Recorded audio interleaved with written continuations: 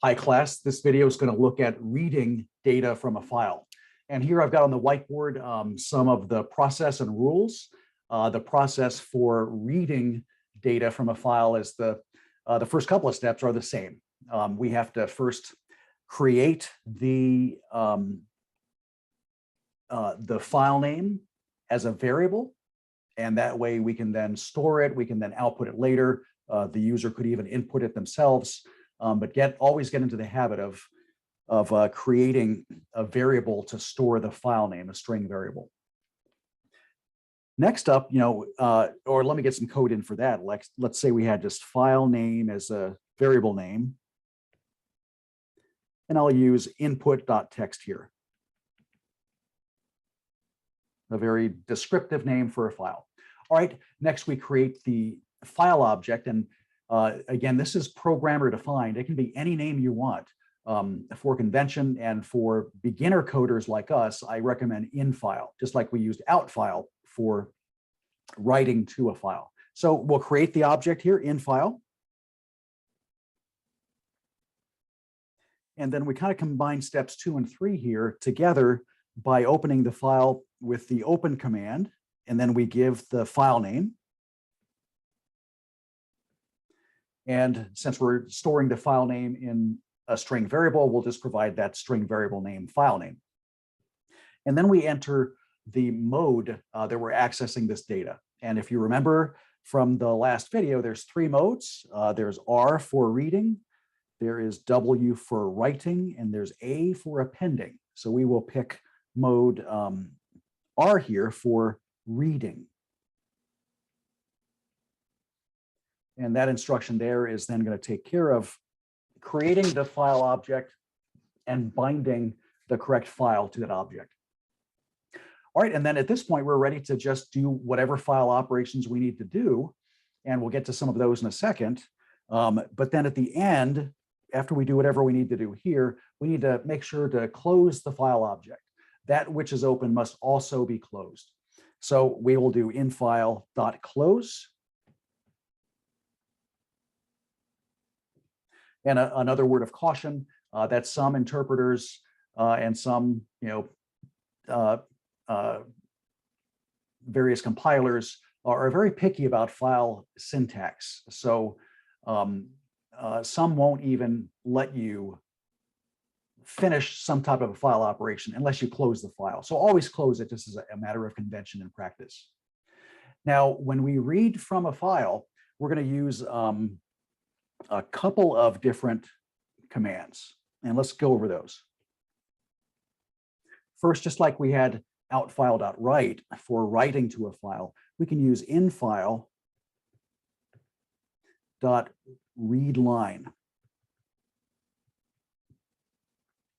And let's say this is our file over here. Maybe it's got a couple of dog breeds in it. How about that? Let's say it's got a boxer and a terrier and a poodle. Well, read line is going to do exactly what you think. It's going to read one line of data. So it's going to, the first time through, it's going to retrieve this entire line here and read boxer. Now, it also will read the new line character behind it. So we need to manage that, and we'll get over we'll go over how to manage that in a bit. But remember, anytime you read a string from a file, it's also going to contain, the string is going to contain the new line character. So our string would have the character B, character O, X, E, R, and then the character new line. So we're going to have to strip that out later, and we'll get to that. Now, this infile read line, it's going to return what was read, and we'll have to always assign that to a variable. So why don't we call that, say, dog1. And dog1 equals infile.readline is then going to get that breed of boxer and assign it to dog1. Now, the rule for stripping that new line character, there's a couple of ways to do it. One is that we can do an explicit removal, and the other is that we can kind of do a combined removal. So here's the 2 ways to do it. One is, I'm going to repeat the code here. Dog1 equals in file dot readline. And then what we can do is use a special method that's called rstrip. And what this does is it strips from the right-hand side of the string or the end of the string. It will strip a character that we tell it to strip, and it'll just simply remove it. And so we would do that with this.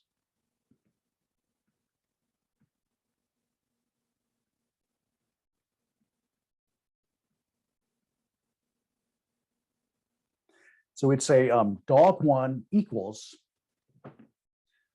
dog1.rstrip, and then we put the new line character in as an argument into rstrip.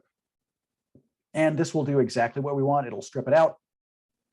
So at this point, dog1 will only contain the letters B, O, X, E, and R, and not the new line character, okay?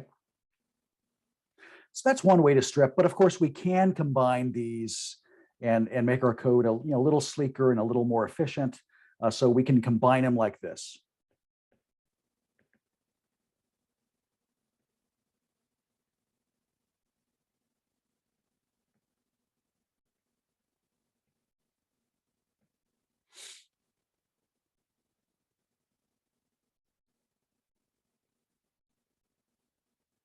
Just like that, we can combine both of those. And this will do then a number of things. It'll read from the file. It'll read, for example, poodle here. It will read that as a string. It'll strip then the rightmost character, that's \n, and then it'll assign it to the string variable dog. So with these in mind, I'm going to go back to the other whiteboard note here, and we just talked about these rules over here. Now, this first one we just talked about is when you read a string, you've got to strip that trailing new line character. However, there is a little caveat here that when we're actually reading a number, we don't have to strip it because it will automatically be stripped for us. And this is only when we're reading a number. And an example would be like if we've got the number, let me go back to the other one.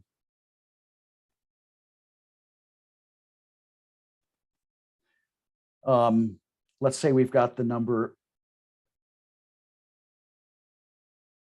1986 over here that we need to read.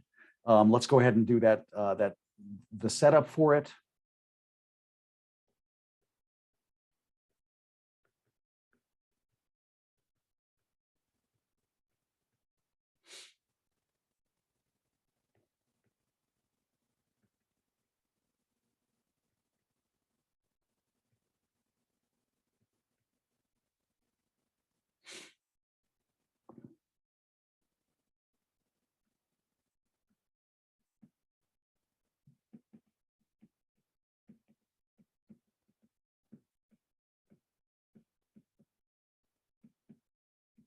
And that's what we would do there.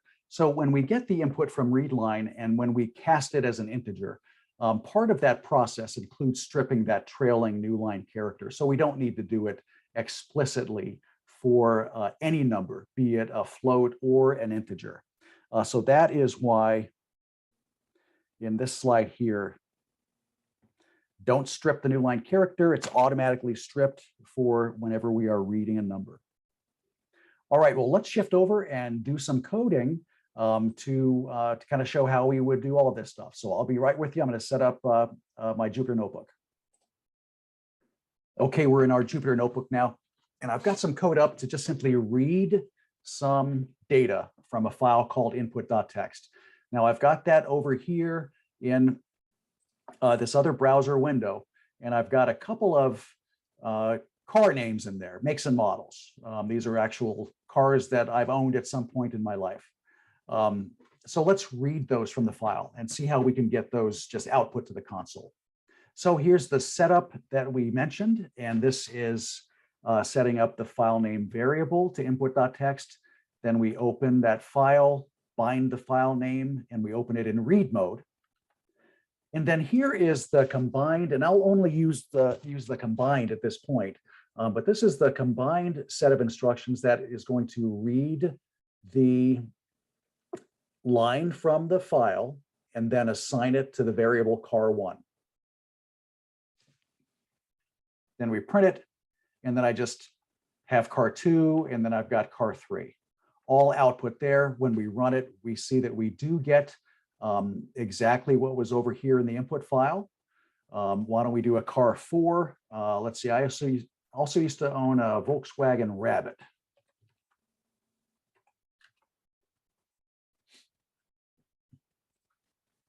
So let's see if we can get that also being read, and I'll just create a car4 variable, and there's printing car4, and now the Volkswagen Rabbit was successfully read here.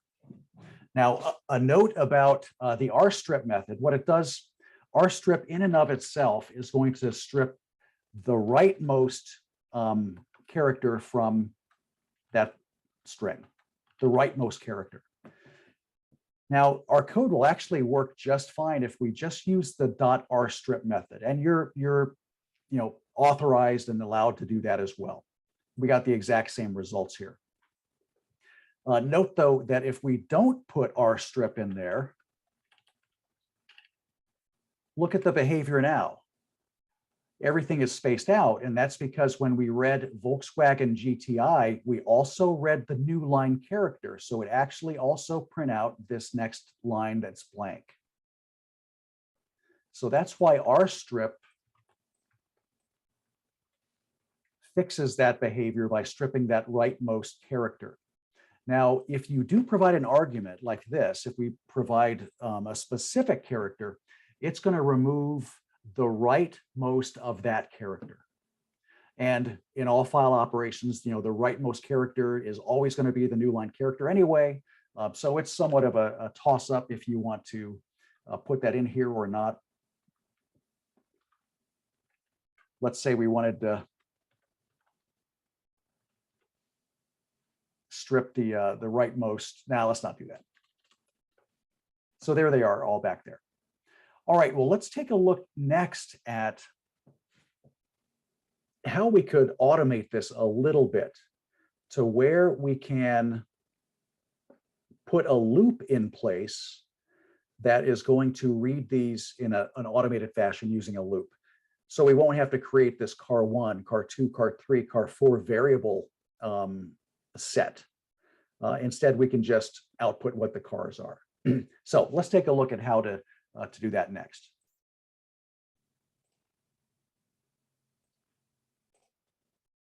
Okay, here's a loop that is going to do the file operations that we were just talking about.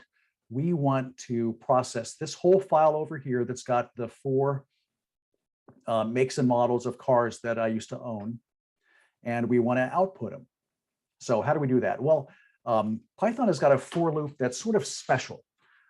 In this case, it will do a couple of things for us. It will extract one line from in file and assign that to the temporary variable name here. Name is only going to be available in this for loop since it's a local variable and we can't access it outside the for loop, but it is going to take everything and store it into name. Well, our job is almost done then. All we have to do is strip out that rightmost character and then simply print it out. So let's run this, and we see that we do get the results we were expecting. Let me comment out the right strip method, and you'll see here that the names of the cars all then also include that new line character, and we get the double spacing effect, which we don't want. So let's go ahead and fix that. Go back to kind of the old way to do it. And then here we can print it, and we can do whatever we need to do inside this loop now that we've got that in hand. So this for loop construct is going to be the easiest way to read from a file, to read anything. Let's say that we have our input file isn't these number or strings, but maybe they're numbers. Let's do this.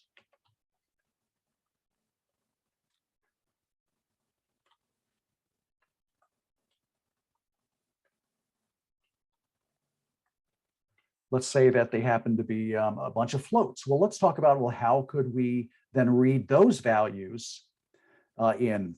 So the file name is the same, input.txt, and over here I made sure to save it so it reads the right values. Here I'm going to still open it just like before. Here I'm not going to use name because that's not really descriptive of what we're trying to do here. I'll use val, and here I will actually then print val. And we can see here that the values successfully came on over. Now, using this method here, it did not strip out the new line, and it did not kind of treat these as integers because this val is a string. So we're still getting string-like behavior here. I took out the conversion statement here just to show, okay, these are still very much acting like strings. And if we were to try and say val equals val, let's add 10 to val, we would get an error for that, and here we do, because we have a type mismatch. It looks like we're trying to concatenate a string, an integer to a string here, when our intent is that we just wanted to add 10 to what we thought was a number, but is actually a string. So you can see that this gets all messed up. So what do? Well, we have to convert it to a string like we always have. Val equals, I'm sorry, convert it to a number. So once we do that, once we convert it to a float, remember that conversion process is going to conveniently strip that new line character for us. So here we got all of the output that we were expecting, and we didn't get the double spacing effect. So this means that the file, even though it contained a bunch of new lines, those were not read and stored in the variable val in this case. Now let's take a look at how we can kind of combine these now. Let's say that we wanted to read a file that is going to have a couple of different data types in it. Let's take a look at code now that would support that, and I'll be right back with you with some code. All right, here's some code looping to read mixed data sets. So let's look over here first at the input file. My input file now has got a little more to it. It has got the first line saying, well, what was sold at this store? Let's say it's a Dunkin' Donuts. So for the first line, donuts was sold, and then this was the sales amount, 4,000 and change. And then coffee, and there was its sales amount, and other beverages and so forth all the way down. So we've got some sales figures going on here in this input file. Now over here in our code, we want to read all of it and just simply output it to the screen. So all of this is the same as before. Here I am going to use the same for loop for processing an input file. And what's notable is that this line here is going to first extract item. So donuts is going to get assigned to item. After that happens, over here at donuts, the read head, or the spot in the file where the next read operation is going to occur, the read head now goes to line 2 and just sits there at the very beginning in front of the 4, ready to be read again whenever it's given some kind of a read instruction. So remember that the read head currently is now at line 2. So we take care of, okay, of course, stripping out that rightmost character, but then look what we do here next. We do another read line. We do a read operation, our second read operation of the file. And this is a read line. It's going to convert it to a float and then assign that to the variable AMT for amount. And it's going to do it all in one step there. And as a reminder, since we're reading and using the cast or converter float function here, since we're doing that, we don't have to strip the rightmost character because as a courtesy, that new line character is stripped for us. So we just simply get what is read into the variable amount. Here, I'm just going to create a profit variable. as 20% of the amount, just as a way to calculate, well, what's our profit? And then here, I'm going to print the F string here that has got, first of all, what item is being sold, and a label and the amount for sales, and a label and the amount for profit. And then when we run this, we can see that we get all of this wonderful data here displayed. And just to kind of validate, let's do a spot check. Sandwiches had the amount of 1165 over here, and just a spot check, yep, 1165 made it into sales. So the read operation was successful all the way through. I'm going to pause it and create some more code here that is going to output this in a nice, neat table rather than just a string of data. All right, here's some code that outputs our input file data in a little better fashion. It makes it into this nicely formatted table. And this could, it looks like a spreadsheet. It's got some columns and everything is nicely formatted. And then of course, I'll post this code to the Canvas page that's got this link for this video. So here, the best way to do this first is to create some labels, and these labels will be used in our output formatting. And these labels are simply going to be the column headers here. So item, sales, and profit. Then here I've just got a quick table header. Here I'm going to print out those three labels in an F string. So here is the F string proper. And the F string is just comprised of these three variables that are put in the braces. And we've got some output specifiers with them. So this first one is going to print out the label for item in a field width of 18. Then we'll print out the sales label in a field width of 9 that is going to be right justified. And then same thing here, profit will be output in a field width of 9, and it'll be right justified. So that is going to print out this line right here that's coded. Now, if we take out the justification characters, it's going to print it out left justified. So you can see here that these aren't any longer lined up to the right.